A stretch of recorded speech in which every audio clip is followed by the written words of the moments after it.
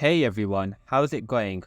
News has come that since Dillian Whyte isn't able to fight as he's tested positive for taking substances, it has now been confirmed that Anthony Joshua will face Robert Helenius on the 12th of August 2023 at the O2 Arena.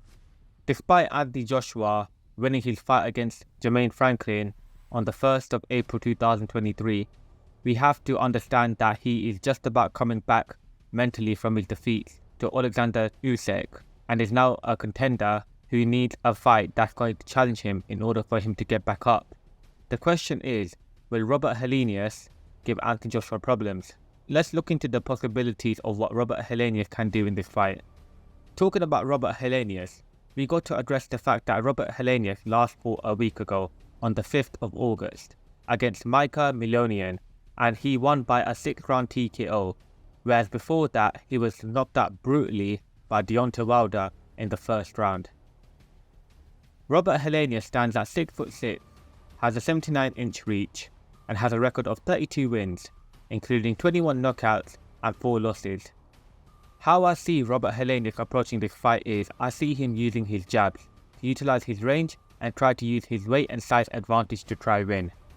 Unfortunately, I don't see Robert Helenius having a chance against Anthony Joshua, and I do see him getting knocked out by Anthony Joshua before the 7th round at maximum. If I'm wrong, then I've got to unfortunately say Anthony Joshua isn't the same ruthless fighter he once was. Anthony Joshua, despite his career losses to Oleksandr Usyk, which has now made him a former unified world champion, doesn't define him as a bad boxer in any way, as every boxer tends to have defeats on their records, but it's all about getting back up from the moments that you lose and the moments that don't go your way. He's now training with Derek James, who is a world-class boxing coach, and with his ability to use combinations, getting inside and landing solid uppercuts like he did to Vladimir Klitschko, and also fighting on the outside, I do see this being a tune-up fight for Anthony Joshua, which can bring him back to the top. I see both fighters starting off slow, but as soon as Anthony Joshua finds his rhythm, I am confident he's going to go for the knockout. He has been training for Dillian Whyte for several weeks, and he was training to get a knockout in this fight.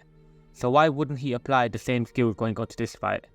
There's a reason for why he had options going into this fight, and clearly Robert Helenius was an option going into this fight, so there's definitely a game plan that Anthony Joshua and his team have had before choosing Robert Helenius as the selected opponent for this fight.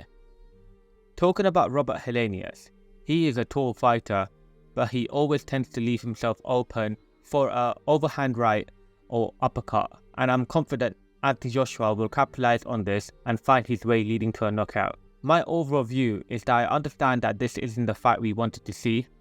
However, it is a very good tune-up fight for Anthony Joshua, but I do think he will be under a lot of pressure to win this fight convincingly, ideally a knockout early, so he can prove that he has a chance against the likes of Deontay Wilder, who is literally known as the most dangerous puncher in the heavyweight scene currently. However, for my initial prediction, as Robert Helenius has freshly just come out of a fight and will have less rust, I am going for Anthony Joshua to win by round 7 and 8 maximum by the way of stoppage. And this is only because I do see Robert Helenius being more prepared for this fight than he was against Deontay Wilder. Do comment below on your views and what you think of this fight and how do you see this fight going.